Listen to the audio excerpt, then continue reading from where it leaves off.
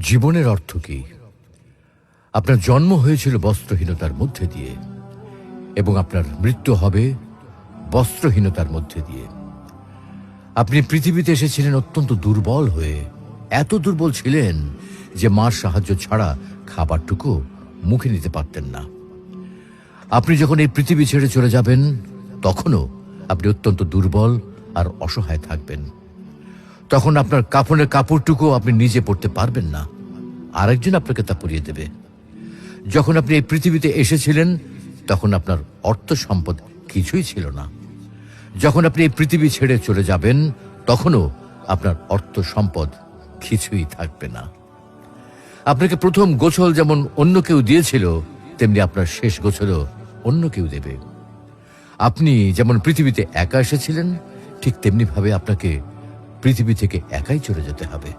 আপনার সঙ্গে আপনার প্রিয়জন কেউই যাবেন না। হ্যাঁ, এটাই জীবন, এটাই তো জীবন।